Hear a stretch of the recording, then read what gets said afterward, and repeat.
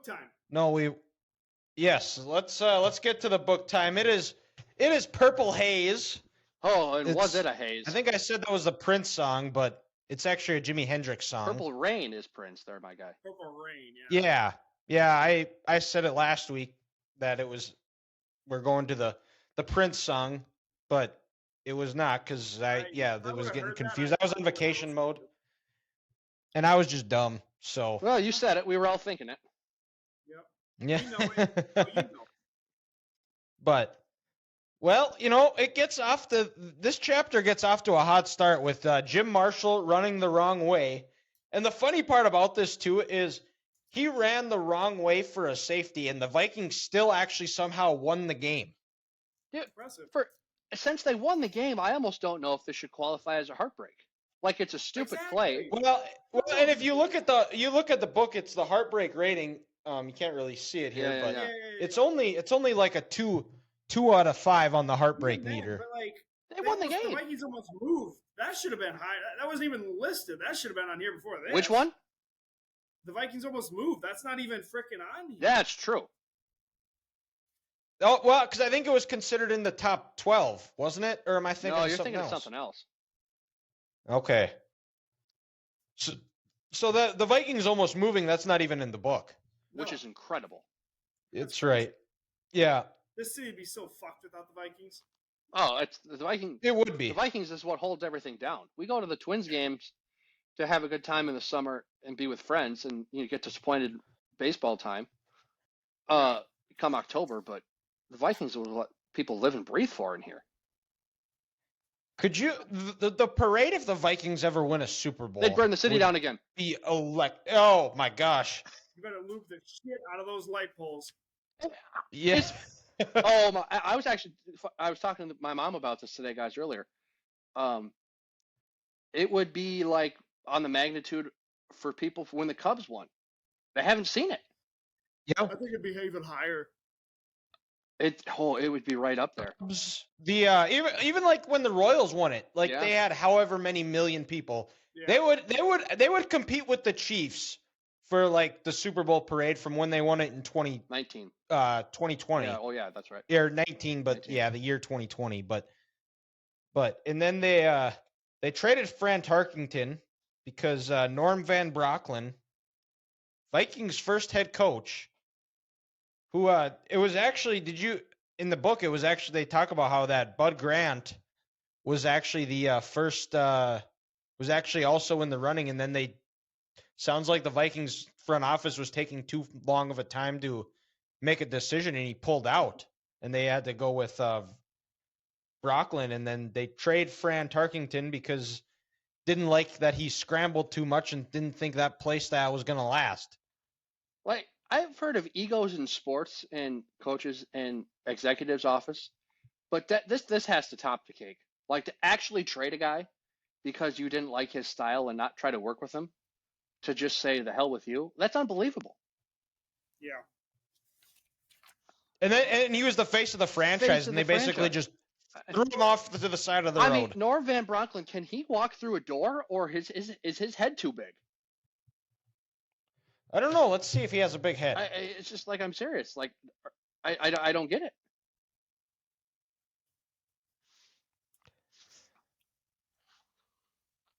Dumbass. The amount of he was nicknamed the Dutchman. He does kind of have a big head, very fat face. Oh, what a surprise! Is he a candidate for Mount Rushmore of terrible people in Minnesota sports? He very well might be. He could be. He could be. Speaking of which, Ethan, I know this is on the fly for you, but since we did our Mount Rushmores with Ross Brendel a couple episodes back, do you think you'd be able to knock one out like when we're done discussing the book in between curveball? Yeah. Okay. Fine. I have a hunch. I already know who the first one is, and if he's not on there, I got 4. Well, I know that, but like, right? Okay, I just verified. I'm just saying, like, I think I know who 1A is, and if it's not this person, I don't know Ethan. You probably do. I watch highlights of him in bed. Yes. Yes, I got it right. Hannah knows this. It's fine. I see nothing wrong with it. No. Nothing wrong with it. Nope. Ethan watches highlights. Grant has peanut butter. Wolf, It's wolf, wolf, baby. you If you know know what to I'm, each their if you own. know what I'm saying. Wolf, wolf. And then in 1978, the Vikings lose to Dallas in the NFC Championship game, and which started a string of 6 straight losses in the NFC title. That was just incredible when I read that. They're not only the first team to lose 4 Super Bowls, but then the first team to lose, what was it, 6 straight NFC title games after being in 4 Super Bowls to never make it back. That's incredible. Truly impressive. Yeah. And it's kind of what started the downfall of the Purple People Eaters. It was kind of when they kind of had to start. The Vikings had to start rebuilding. And looking at the score of the Super Bowl, they could have been playing the they could have had a really good opportunity to win it because Dallas had no problem with Denver in the Super Bowl. I mean, that's the ultimate Minnesota thing. Like we said that about the 98 team, the 09 team, and then this team too. And even like we talked way back that 75 team on the Hail Mary. I mean, Yep. we're playing the hypothetical game, but Don't Christ, forget it wasn't the NFC Championship, but the push off in Dallas. Yeah, what the ref called. And and then the next one is the Vikings had a chance to promote Buddy Ryan, which I didn't know this. I don't know if you guys have seen the documentary with about the 85 Bears. yeah, But that they talk 30 for about 30? how and they were gonna Buddy Ryan at the time, he was the Vikings D-line coach, and the general manager from the Vikings went over to the Bears and decided to bring over the D coordinator as the head coach. Mhm. And the Vikings, that was supposed to be a promotion for Buddy Ryan to go as the D coordinator. They didn't offer him it, and he follows this Armstrong to Chicago. And well, the rest is history. It would have been interesting to see what else he could have done with the Purple People Eaters, because he was obviously a large part of how they developed and how they played. Like, and then you don't even give him the chance to kind of run the whole thing just to see what would happen. Like, that would basically. I'm trying to think. I guess I'm trying to think of like something now that would be similar to that, where they just said "fuck them." Well, I guess that becomes like Keenan McCardell, our wide receivers coach. Say our OC goes away and you don't give him the chance to do it, even though he's built like this crazy good wide receiver room. mhm. Not even a sniff. Well, as the Or OC. like Ohio State Heartline. saying, yeah, with Heartline not giving him the OC job. Well, guys, even like take this back, like 2015, in Seattle, Gus Bradley, he left. They, got Dan Quinn, and then when Dan Quinn went to Atlanta, they promoted their defensive backs coach, which was Chris Richards, right? I believe. Who then he groomed the Legion of Boom. He orchestrated that room. So Seattle was like, hey, this guy built our secondary what it is. Let's give him a shot to call the reins. So they did it the right way. But of course, it's Minnesota, and the Vikings don't do those things. They don't use logic. Absolutely not. They don't promote from within. And when someone does a good job and gives you one of the best nicknames in pro football history is the Purple People Eaters, you can't promote this guy? Come on now, what are we doing? Right. Stupid. Yeah. And then we the last game at Met Stadium. This was fantastic. Oh boy. This is there was nobody hurt. This was the Vikings were getting ready to move to the Metrodome. And they played the Chiefs in the last game of the year. They still had a shot to potentially make the playoffs, but by all accounts, this was basically going to be the last game at Met Stadium. And the Vikings very, very did not get to send it out in a very good way. They only were able to kick 2 field goals and lost 10-6. But with 5 minutes left in the game, the fans started to tear the stadium apart. They were bringing in power tools to incredible. take their seats, which you often see, because I believe this happened at Cleveland Municipal when the Browns left to go to Baltimore.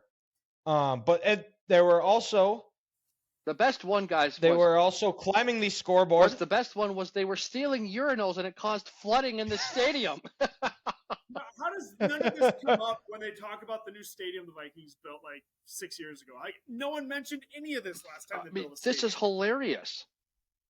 And they had to use mace to get the fans off the field. And they're like, yeah, there was 10 to 12 officers at the stadium, but they were heavily outnumbered.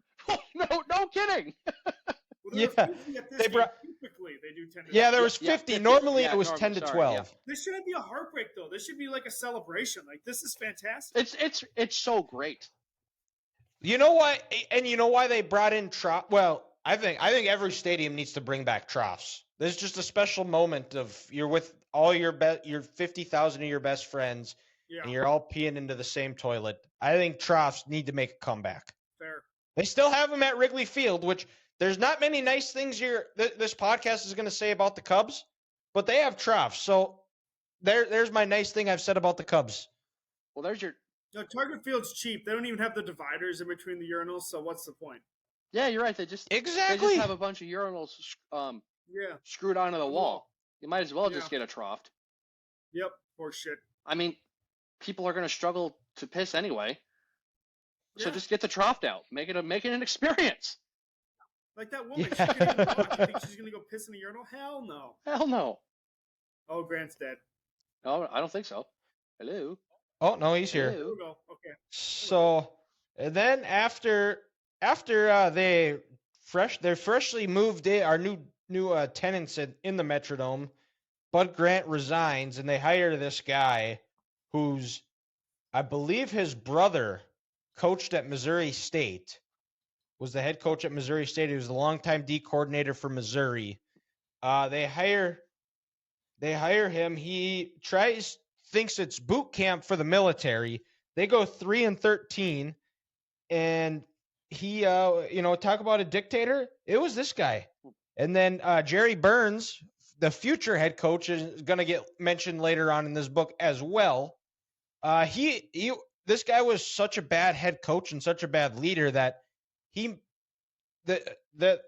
Burns, the OC, resigned because he was like, he took all the play calling from me. Like, I don't know what I'm going to do. So see ya. And then and then when the owners asked him to resign, he said no. So they fired him. Just a terrible tenure. Would that have been if he agreed to resign the original guys? We agreed to mutually part ways. Would that have been the original? It might have been. Well, the Vikings are famous for something. Hey, but this time they decided to promote from within, and without being a head coach anywhere at any level. Let's get the wide receivers coach a shot. Yeah, it doesn't make a whole lot of sense What, when he has no coaching experience. What an absolute disaster! And yet you had players passing out at training camp, practices all the time. People saying, "Hey, this is too hard," and you're not listening to your players. Like what? You got to listen to your players. Absolutely. Especially if you see people passing out all the time in the hot summer sun. Stop.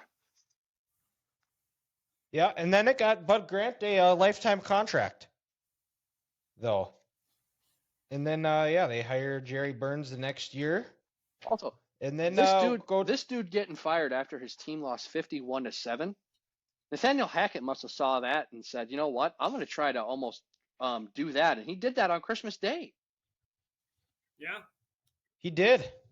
Against the Rams, against the far worse team, too. Baker Mayfield led Rams. Yeah. Yeah. Who was there for like a week? Well, yeah. He was there just enough time to get a cold shower, jump in the sauna, and kick the shit out of the Broncos on Christmas Day. You love to see it. Yeah, and then we go to the NFC Championship game against Washington. It's a team where the Vikings kind of just snuck in and got hot at the right time. And they find a way to make it to the NFC Championship. Another situation where they get in. You got to like their chances against the Broncos, right? Their chances against the Broncos, yeah. And they had a shot to win, and then Nelson drops a pass that that would have been able to walk in, and they had 8 drops on the day, and they lost 17-10. If that's not that was coming off a World Series, too, for the Twins. And the Twins, kind of just like the same Vikings that year, snuck into the playoffs. They probably shouldn't have made it, and they took out the top 2 contenders, and they got it figured out. And what's crazy too is it was happened on the same day that the Browns lost to the Broncos in the AFC Championship game on the Ernest Biner fumble. Which, it's fitting that it's a Minnesota and Cleveland team. Just 2 cities of just absolute misery. Yeah, but Dylan, that was the John Elway the drive. I thought that was the fumble and was the drive the next year, or was the drive the year before? No, maybe the drive was the year before. The drive was the year before.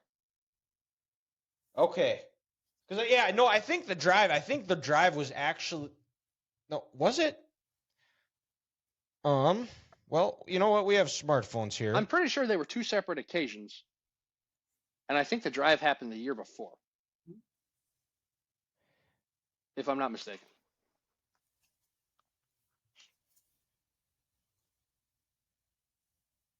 Let's see. Sports. But also, it was in the 87 or 86 AFC Championship game in Cleveland Municipal. So yeah, it was the year before.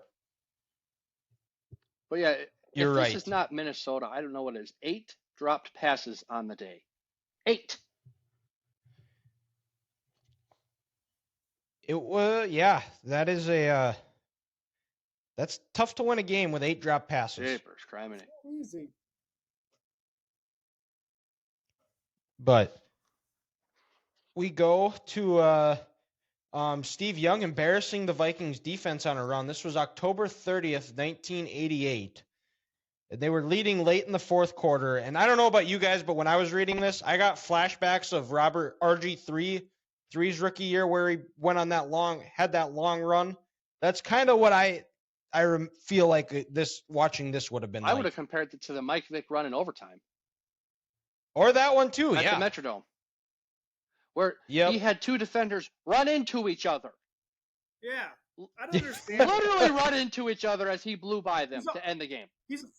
Steve Young's a Hall of Fame quarterback. Why is this a heartbreaker? He made a great fucking play. Yeah, I didn't understand that. And on the heart, the Michael Vick one's way worse if you ask me. In overtime, like a 60-yard run to win it, like and also a heart rate level of 4. Like I wouldn't. It's a regular season game. It's not like and I think it was also because it was from the year before where they beat them. Or they shocked. I'm not sure. They shocked him the year before in the playoffs. Yeah. Yeah. But yeah, I didn't understand. Like, to Ethan's point, Steve Young, he's a Hall of Famer. He made a play. Yeah. At the time, he wasn't a Hall of Famer. But then you find out the next year when he signed with drawing a blank now here. The USFL. The USFL, and the Vikings were GM at the time. Or that was in '84 though. That was in '84 when he did that. Oh, that's right. But yeah, the Vikings GM says craziest, dumbest, and poorest decision deal that he could recall. Look at that. They let another one go. Made the Herschel Walker deal about 5 years later. Jesus Christ. But yeah, Steve Young, he just made a play. I don't see what's wrong with that. Or maybe it's because they were down their first Hall of Fame quarterback, and the Vikings thought, hey, they're out of Montana. We're gonna win this game. Well, and they took they finished the second in the division. So if they win that game, they probably get a higher seed, and they play them in the NFC Championship instead of the divisional round. Yeah, true. So maybe that's what it is. But I don't know if anybody was going to mess around and beat the Niners that year. No, it doesn't look like it. They mopped the floor with the Bengals. Let's call a spade a spade. Nobody was beating the Niners that year. Nope. And then going into 2000, that was Dante Culpepper's first year as a starter. They cut Randall Cunningham. Jeff George left for Washington, and they tried to go out and get Dan Marino, but he would not come out of retirement. See, that's another thing which would have been crazy to see. I didn't know that until now. I heard it on the radio. I remember it. I remember reading it somewhere that they were trying to get him to come out of retirement. I But heard K-Fan talk. Was it Rosie talking about it like a week ago? I want to say. I'm not sure. Yeah, it blew my mind. I had no idea how close they were. But yeah, I was thinking Vikings tried to sign Marino. I've never heard of that before. How have I not heard that? Yeah. That was crazy. This was probably the first. we were pretty young. Yeah, this is still the first game I remember the Vikings just like absolutely shit in the bed. This is like my first like vivid memory of it. This really was just the beginning of hell on earth and being a Vikings fan. Yeah. Well, it was I want to say I was sick, and I remember like I was out of it and like I was like sleeping and I like kind of woke up from my nap and I remember I looked up and I think it was both my parents in there. I'm like, did the Vikings win? Oh no, D, they got beat bad. well, it's I funny. still remember my dad being, "You stupid cocksuckers," and slamming his beer and going to the room. Well, it's funny, guys. On this day, I remember this to this day. We're down in Iowa visiting my dad's parents, and down the road from the house that my dad grew up on, there was a house fire in Albia. Hey. So the whole neighborhood is going watching the fire department take this down, and I don't know, I'm 6 at the time. I get my coat on, and I've seen my grandpa, my dad's dad. I'm standing next to him, and we're just watching the fire department put this fire out, and then you go back and you turn the Vikings game on, and it's like, well, that The same thing. the same thing happened. The fire department was more entertaining. Yeah, me and Daryl Senior. Throw in the damn towel. Me and Daryl Senior are gonna go back and we're gonna watch the fire department try to get this house You're on way the more call. entertaining. Yeah, Yeah, what a shit day.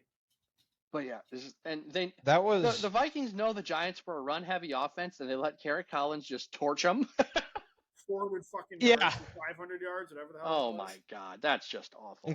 Culpepper, Seven- 78 yards, 3 yards, interceptions. Jeepers. How about that was a loaded quarterback room though before the season, like this prior season. Yeah, No kidding. no kidding. Jeepers. Jeff George was a solid quarterback. Jeff George, Randall Cunningham. Cunningham was coming off a couple of good years, and then Dante Culpepper was kind of the guy they were looking for. They drafted as the future, which wild that it was 2 years without playing, and he would have been going into his third year with if they actually signed Dan Marino. Yeah. Crazy. But okay, move on to back-to-back years where the Vikings, they don't draft a player in time. Twice. and it worked out. It's crazy, but it worked out.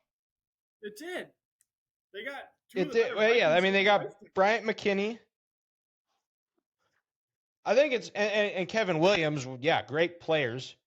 I think it's just the optics. Yeah. And definitely. the argument is they could have traded down and gotten some picks, but in the end, you still got a guy that's in the Vikings ring of honor, and I don't know if McKinney is, or he has to be pretty close to it, isn't he? I don't think he is, but yeah, he definitely has to be at least in consideration. Well, and then Kevin Williams should be in consideration for the straight up Hall. yeah, I don't know how Kevin Williams isn't in the Pro Yeah. Football Hall of Fame. That amazes me. He was a freaking. When did he? Because he's got to be eligible. I think it's been 5 years for sure. Yeah, he played 11 seasons. What year was he drafted? 2003. 2003. Oh, yeah, he's been able for like 4 years. Well, now. but he also played with Seattle for a couple of years too. Well, or a did, year or maybe two. he Well, still, might be right about 5. still. 15 was the last. 15 was the last year, so He's eligible. Yeah. for 3 Yeah. years. Yeah. He's he's a member of the 50 greatest Vikings. He's a not member of the 2000s All-Decade team. 6 Pro Bowls. Wasn't he Yeah, like he's a how many time All Pro too? 5 times. 5-time first team All-Pro. How is a 5-time first team All Pro member of the 2000s All Decade team? How is he not in the Hall of Fame? Yeah. Because he wore. 'Cause he's a Vikings D tackle. jersey, Dallas Cowboys. Well, Yeah. and I get, like, I heard Warren Sapp say the other day there's only 5 first ballot Hall of Fame D tackles. Even then, Kevin Williams is a Hall of Famer. I know he's not a first ballot, but Absolutely. he's a Hall of Famer. Ryan McKinney was damn good if he was ever like fully invested. Yeah, if he would, like, if he if if he wanted to like actually be in shape and work out, he'd be a Hall of Yeah. Famer. He liked his time on the boat though. You know what? Well, and What boat coming up next? the McKinney, I once witnessed him at Chipotle after a training camp practice in Mankato. It was the first day in pads. It was like 87 degrees in Mankato. Hot, humid summer day. They just got after it for 2.5 hours in full How many pads. burritos did this motherfucker have? 2 burritos in a bowl. Oh my Oh, It was Jesus. incredible. And at the time, I was struggling to eat my 1 burrito. And I'm like, how did this guy do this times 3? That's incredible.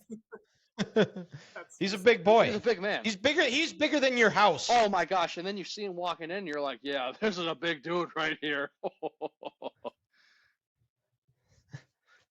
and yeah, he's then like, and was then like the 6'7", 330, just a mountain of a man. yeah. And then the next one up is the Cardinals knock Vikings out of the playoffs in the famous Paul Allen. No. That was terrible. And I remember watching this game and I remember the Cardinals scoring to get it to 17-13. I'm like, Cardinals are going to recover the onside kick here, and the Vikings are definitely going to lose this game. And then it happens too, where they actually kind of toughen up there, and they get 2 sacks to get down to the 28, and they still find a way to score. Yeah, the Cardinals were down to the 6, and the Vikings defense said, "No, we're going to straighten this out." They lose 22 yards in 2 plays, and they still find a way to choke the game away. You got to be kidding. With no timeouts either, and the clock was running. Unbelievable. I'd argue this is the second worst loss in Vikings history outside of wide left. Well, and we're going to be getting to that one soon too. And I just remember listening on SportsCenter the Paul Allen play call. No. And then also, guys, that season they started 6-0 and missed the playoffs. Yeah. First team, like Bert said, I think. I mean, at week 6 they woke up 6-0, and then at week 10 they're 6-4. And they've done that twice now, isn't it? I want to say it's twice because in 16 they got out. Or maybe it was like 5-0. 5-0, 5-1. Yeah, they were hot. In the first 6 games of the year, people are comparing them to the '85 Bears. Yeah. Brutal. Yeah, that was I think, was this the year that Mike Tice got, or was it the next year where Mike Tice got busted for scalping Super Bowl tickets? It was the next year. Yeah. It was the next year, okay. Yeah, because then in 05, the Vikings traded Randy Moss to Oakland after he shot the moon to the crowd. That was fantastic. And They have shirts of that at it was well deserved. That might be the best moment in Minnesota sports history. I really want to buy the shirt, but Hannah says she won't go with me anywhere if I wear it. Well, Ethan, there might be some time where we're just hanging out and Hannah's not there. Yeah. I might just have to get it. And then also, just when Moss mooned the fans, Joe Buck, that is disgusting. It's such a disgraceful act. That is just a disgusting That's not allowed act. on TV. Talk about a fun vacuum. No kidding. Go back to ESPN, you coward. So it's okay. It's okay when Joe Buck can get hair plugs and when Packer fans actually moon opposing fans, but when Moss fakes it, it's not cool. Come on. And then they go and draft Troy Williamson. Fucking drops himself. And I don't remember how was Napoleon Harris as a Viking? Was he did he have a solid career? Was he worth a obviously he's not a Hall of Famer like Randy Moss was, but he didn't. How did he play for him? He didn't last that long because some guy named E.J. Henderson came in and told Napoleon to get the hell out of town. And then he fucked up his knee and it was done. Oh no, he broke his femur. That's what it was. Yeah. Oh my God, that was disgusting. That was in Arizona. Yeah, on Sunday night. Yeah, he broke his femur. Yeah, that's right. That was the 09 year. That was the Brett year. Yeah. Yeah. But yeah, Napoleon, he didn't do much. It was EJ came in and it was pretty much his job. Gotcha. Okay, and then the same year, What a season in Minnesota. My oh my. The Vikings players get into trouble on the Love Boat. Can you imagine being And, like a press you know- reporter for this team this year? My God. Could you, if you're the beat reporter, Reality TV show. They trade Randy Moss. Ontario Smith gets suspended for the Wizinator. The Red McCombs trades the team. They caused so much stress on the owner. He just said, "To hell with you guys. I'm done. I don't want to deal with it anymore. I'm selling you guys." oh my They're god, pissing on some fucking dude's lawn. Yeah. oh my god, this is a scene straight out of reality TV. And Dante Culpepper gets traded, and then like it all comes out. He gets charged for it too, and he's like, he didn't do anything. He did nothing. And then they trade him to. He did nothing wrong. And Yep. I just love how And the then whole they, boat thing, it all happened within 40 minutes. Yeah, I know that's the crazy part too. It's like this just got out of hand. Price got fired within 20 minutes of after the season. It's funny because the erotic dancers, limousines, they're shouting at the wait staff, and people are having sex on the floor in front of other people. It's just incredible. And then they were trying to get the bartenders to start dancing. Oh, guys, you know, it was so funny. Then the next year, catch this. So we're talking about the Love Boat, and you know how Fred Smoot put this thing together. Well, and you know who else was also on this Vikings team that's not mentioned in this is Darren Sharper. Oh, And you can go look up the Darren Sharper if you're unaware of his situation. But he was not. I don't know if he was here or not, but he was also part of this Vikings team. So he decided to sit this one out. Yeah. no, this is what Sharper said this time. There's witnesses. This is where I draw the line. But what's fun, guys? Speaking of training camp stories, the next year, you know, they're having their big Saturday night practice at Mankato at Blakesley, and the sideline we're sitting on is the sideline the defense is on. They're going defense versus offense on, you know, one sideline, and standing right in front of you know, the sideline by the fence in the stands was two very, very attractive women. And they were dressed to the occasion. They looked like they were trying to get picked up by one of the players to have a Fleet good chasers? time. Fleet chasers. Some guy in the stands yells down, "Hey, Smoot, what do you think about those two right there for you?" He turned around and he kind of winked and he gave him a thumbs up. Oh God! Hey, Smoot, what about them That's two? Grant, as training camp starts, you better start loading up on some stories here because we'll do a segment Oh of my God. stories from training camp here. Just fantastic. And then, we've got another one. We're moving along here. The Vikings trade for Randy Moss and then release him. Fuck Brett. And which was a disastrous 2010 season. Brett Favre comes back. That season makes my brain hurt.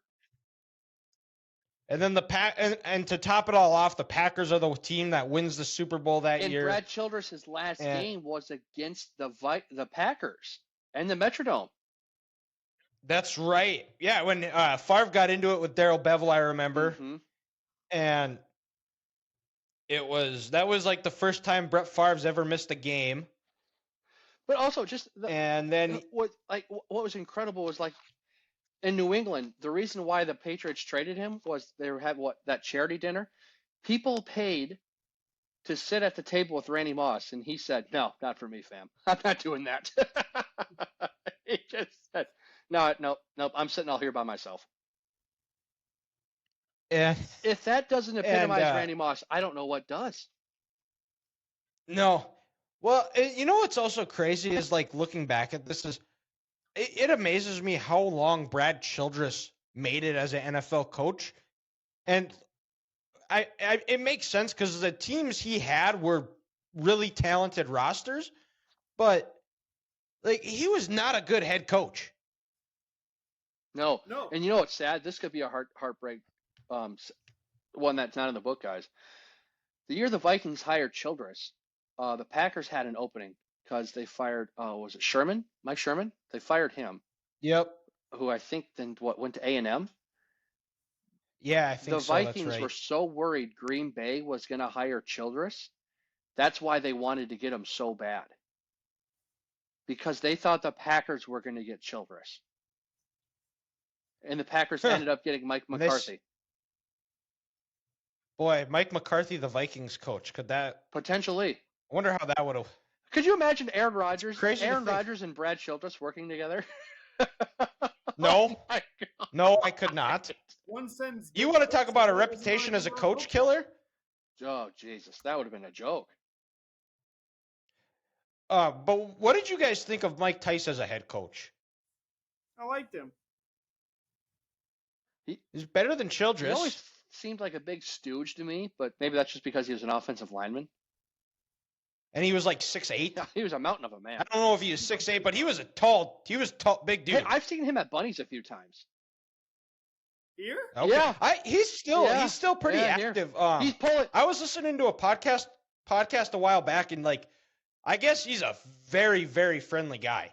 Oh yeah, he was just chatting up some table with him. Could have been the people he was with, but Ethan, he had a mountain of pull tabs on his table.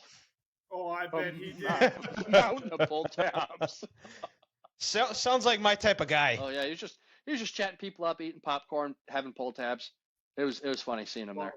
Just one of the guys here in Minneapolis. And then he just decides to go rogue and say, "Yeah, I'm cutting you. You're done here." But yeah, And then he was fired like a week later. Moss tells people that he wouldn't. They're doing catering. I wouldn't feed the I wouldn't feed the shit to my dog. Yeah. Oh, And yeah, Randy. just that quote is basically describing that Vikings season in a nutshell.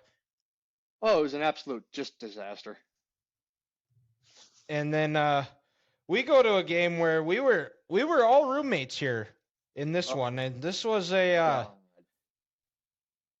is the Blair Walsh misses game-winning playoff kick here. And story time is that we were all living together. We were all coming back from Christmas break, and I left early enough to get back so we could get there and see the start of the game. I remember, and Connor comes over. We're all watching the game. We're all cheering for the Vikings, and it's getting there. This game was one of the coldest games in Vikings history.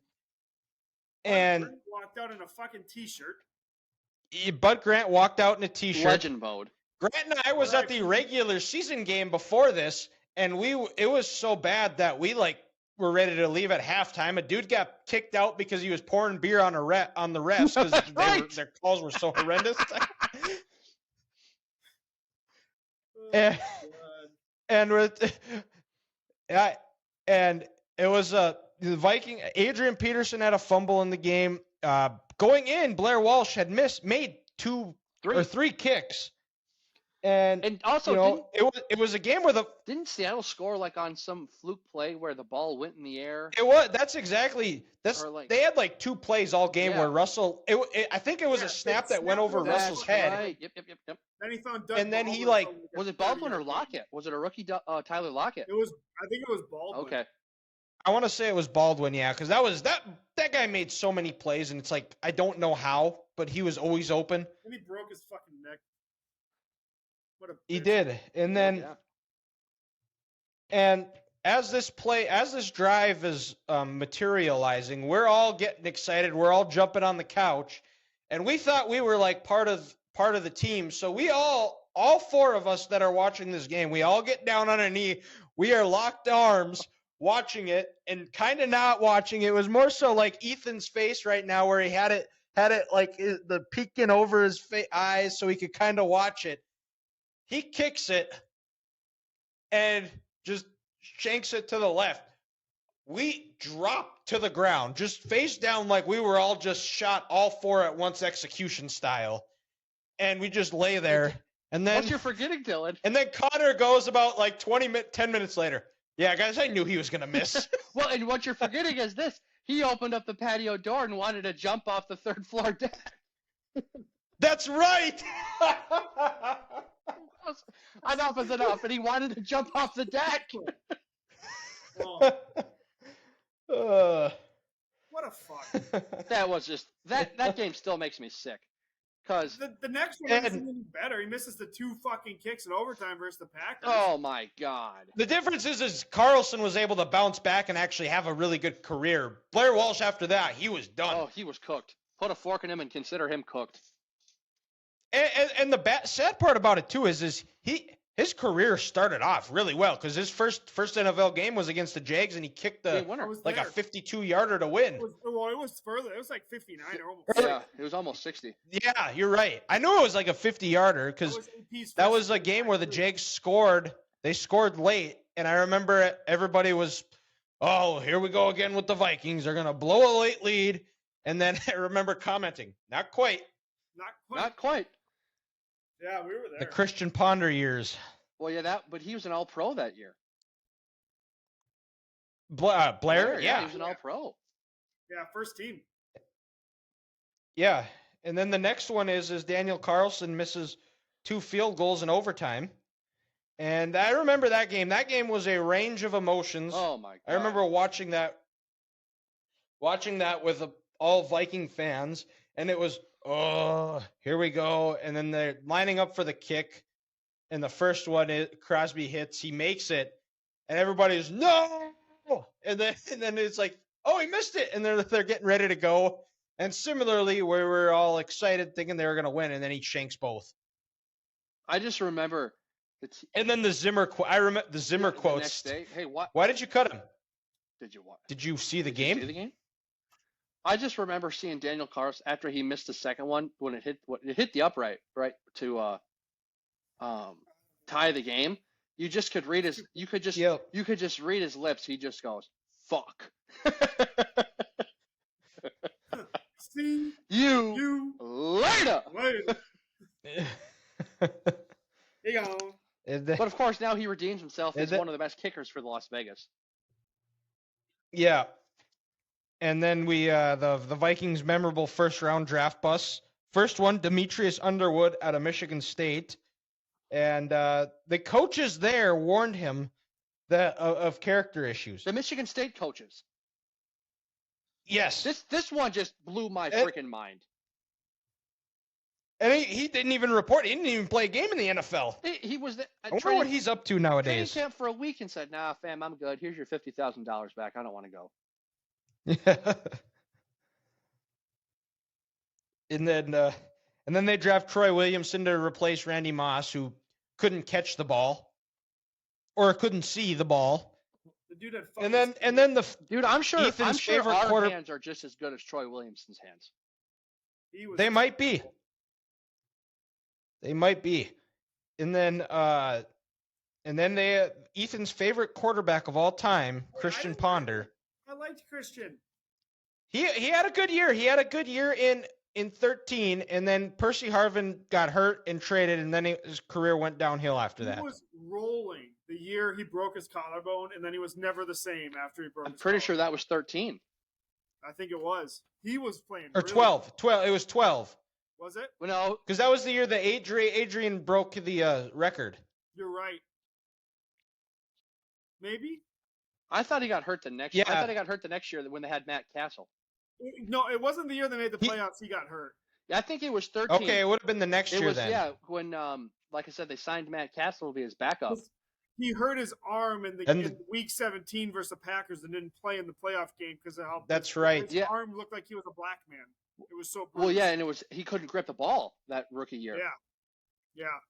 It was the next year or 2 years later, one of the two, where he broke his collarbone versus Washington, I believe, on Thursday Night Football. I want to say that was 13, guys.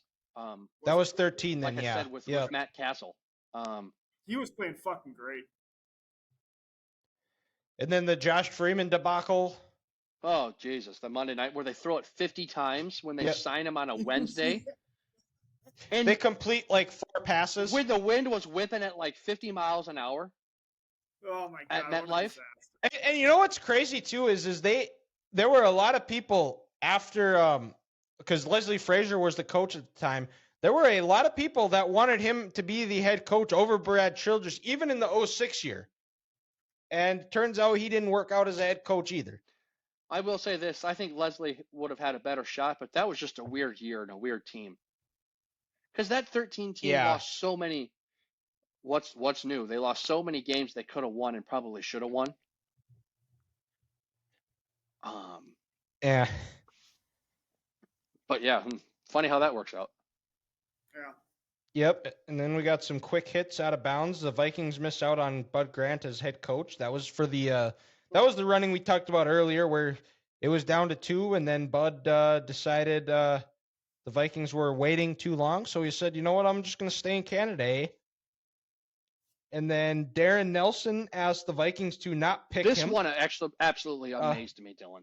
So stupid. He says because they didn't have discos. Well, and then someone tells him Minneapolis has a disco. It's not a small city, and he goes, "I don't want to go to a disco and have to listen to country music." This guy was not smart. And he tells them, No, but he went to Stanford. How do you get into Stanford? He went to Stanford, and the Vikings backup quarterback said, "Yeah, he's an explosive player." He couldn't have been that explosive. He didn't win the Heisman Trophy like Marcus Allen, who they passed on. Well, yeah, and then they could have had Marcus Allen, and they take this guy. How explosive of a player is he if he wasn't even the best running back in his college conference? Yeah. Right. The Heisman Trophy winning future Hall of Fame running back Marcus Allen. They could have had him. The guy told him he didn't want to come here, and they still took him. And it pretty much almost happened with this next one with Bernie Kosar versus the Vikings GM Mike Lynn. Oh my! Where God. Kosar wanted to play for the hometown team, so he said, "You know what? I'm taking my name out of the draft, and I'll just go in the supplemental draft." You know what? Who cares about this one? We got a fucking Hall of Famer. You're right. That is true. So there's that, and then Coach Burns melts down after a win. I've seen the clips of this one. Dropped 18 F-bombs. Wow. And the reporters did a good job of journalisming and kept asking him questions to get some good quotes. And then he ends it by calling them fuckers at the end. Such a great line. Then the infamous this was after they won the game. And this was not the same people that were pouring beer on the refs at the game we went to, Grant, but there were fans pouring beers off on the Vikings offensive coordinator here, if I ever find his name, Schnelker. And then to top this one off is the original Wizinator. Who doesn't remember Ontario Smith, boys? Wizinator. I was so pumped when I got his rookie card. And he was stopped by Minneapolis MSP security at an airport because they found something in his bag that caught their attention.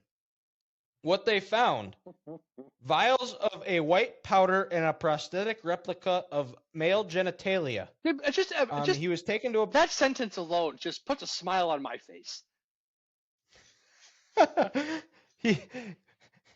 He admitted it was dried urine, and he explained that the prosthetic was a device called the Wizinator, which was used to beat drug tests. And you would just add water to the dried urine, fill the Wizinator with the fake urine, and wear the Wizinator to urinate and avoid failing a drug test. He said it was for his cousin. Judging by his previous drug tests, I would say it was not for his cousin.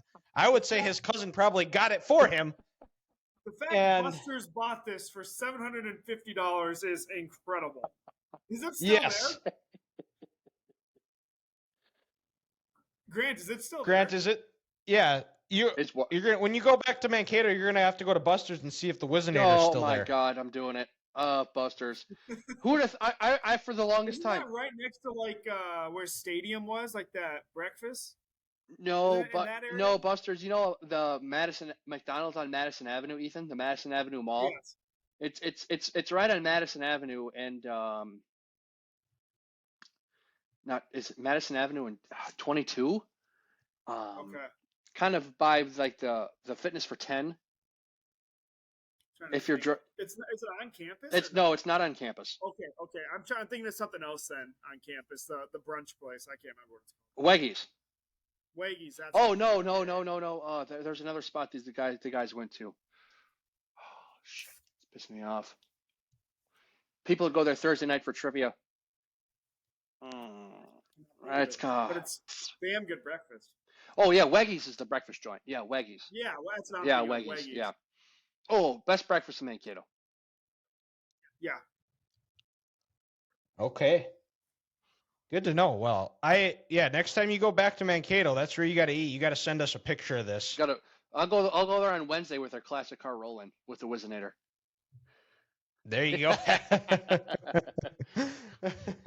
But so then, fellas, so for next, that wraps up the Purple Haze, and I guess And it's boy, fitting was that it a guy haze. with a failed. We end with somebody who enjoyed the Purple Haze.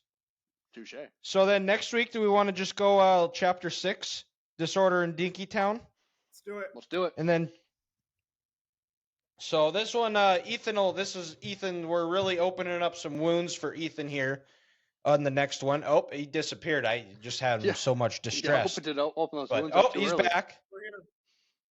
He's back here, and so we have like I said, we're gonna give Ethan his chance. The floor is yours here. You're gonna give us your Mount Rushmore of Minnesota sports. Okay.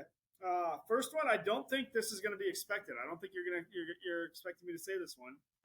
Lindsay Whalen. Do you want to hear ours first? Actually. Sure. Oh shit. Okay. Okay. So I know mine was Herb Brooks, Bud Grant, Kirby Puckett, and Sid Hartman. Okay. I believe I had Kirby Puckett, Harmon Killebrew, Bud Grant, and I'm drawing a blank. I didn't have Kevin Garnett on there. I almost had him on there. He was an honorable mention last time, so I could throw him on here. I cannot remember my fourth pick. Was it Bud Grant? Yeah. Or Randy Moss? You had Randy Moss. That's what it was. Yeah, Randy Moss, Bud Grant, Kirby Puckett, Harmon Killebrew, with KG as the honorable mention. I'm going to go one Lindsay Whalen. Led the Gophers. Oh, okay. So that's who Ross had as one of his. Right. Okay. And then, I mean, they're the only team that's won anything since we've been alive. Which is what Ross The also Lynx. said. So, I mean, I think that one's almost a shoo-in for me. I'll go Adrian Peterson. He was the guy. Yeah, he was the guy. Well, he was the best player we've ever seen in Minnesota. Arguably, maybe best running back we've ever seen. So I'll go AP. Yeah, I guess if you think about it, for our time, he's probably the most dominant running back. Yeah. Yeah. Him or maybe LT. I think the only one that really could compare would be LT. But I think AP was a better running back. I'll go Bud Grant second. Revolutionized literally all of the Vikings. Like, made them better than what they ever were or what they would be without him.